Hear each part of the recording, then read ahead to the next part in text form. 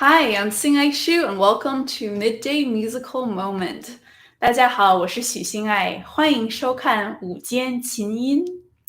So today's music is the first movement of Mozart's Piano Sonata K330, and today's theme is to energize.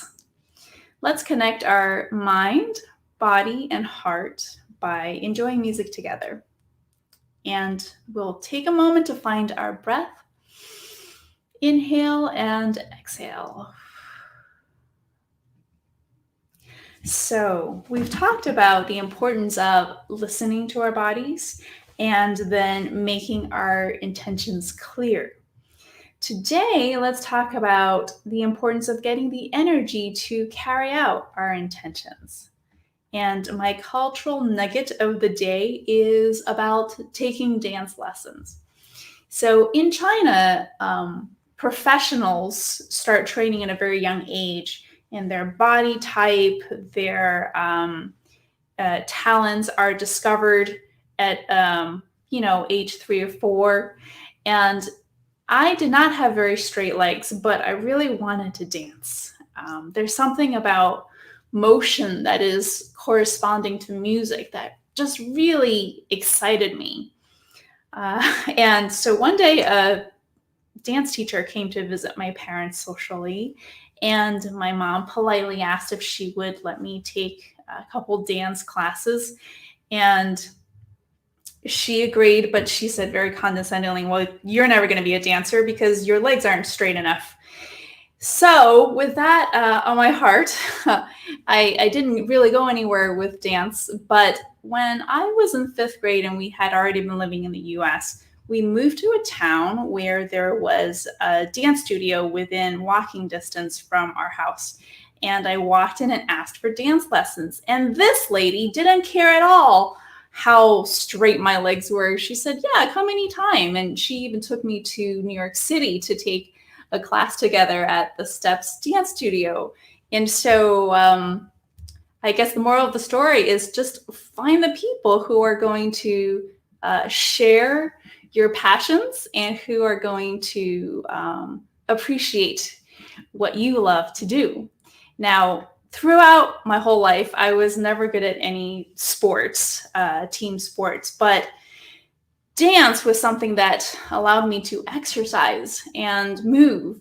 And I don't know what gives you energy in your life, but I know that we all need to physically exercise as part of our healthy lifestyle, because we can't function well without the right chemical balance that we get from exercising. And there are certain pieces of music that just makes me want to move. In fact, sometimes when I go to a concert, I start choreographing in my head because the musical gestures suggest certain motions to me. Now, this piece that I want to share with you today by Mozart, it has tons of melodies, and they all have very active contours. So hopefully they will also make you want to move and energize. Mozart wrote this sonata at a turning point in his life. So he had this really secure position with the Archbishop of Salzburg, and he really wanted to be in Vienna, which was the capital of the music world at the time. So one day he took this huge risk in resigning his post, and the Archbishop was so furious that he sent a servant to literally kick him in the butt. Yes, that was legal in those days because musicians were lowly servants. Now, Mozart was going to Vienna to find people who valued him, who understood his passions, his aesthetics, who energized him. And he also met and married Constanza against his father's wishes a year later. And as you listen to me play this piece, listen to how liberated and energized he felt in becoming his own independent person. Consider what makes you happy, who inspires you, and how do you like to physically move? I first heard this Mozart sonata when I was just 3 years old, when my dad was playing it at home. And I just love the brightness and the clarity. And clarity is, by the way, one of my values. So today I'll be guiding our musical breath work as before with my hands like this. Inhale, expand, and exhale, release. And try to feel all the space that you have inside for your lungs to move with you, to move with the music. If you find yourself breathing at a different pace than the musical pulse, that's okay too. Just close your eyes and keep breathing in and out. And when you feel comfortable enough to open your eyes, then watch the screen and join me, and I'll show you a wide variety of phrasing in today's vibrant piece. Ready?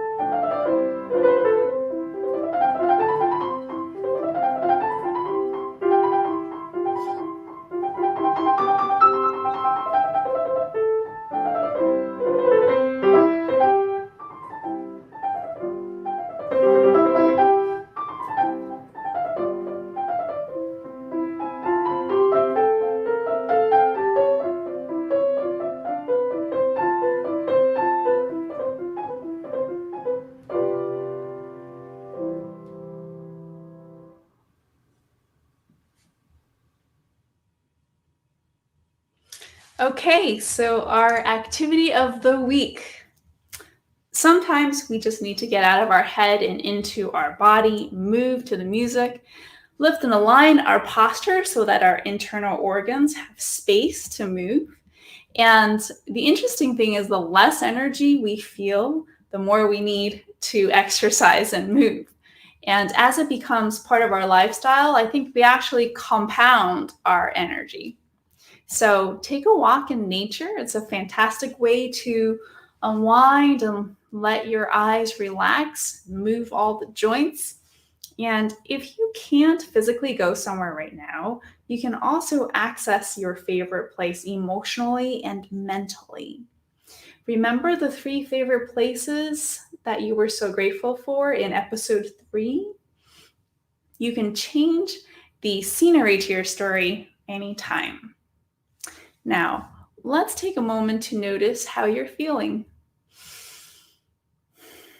Let your physical senses, especially your sense of sound, reconnect you to the present moment and release you from past pains and future worries.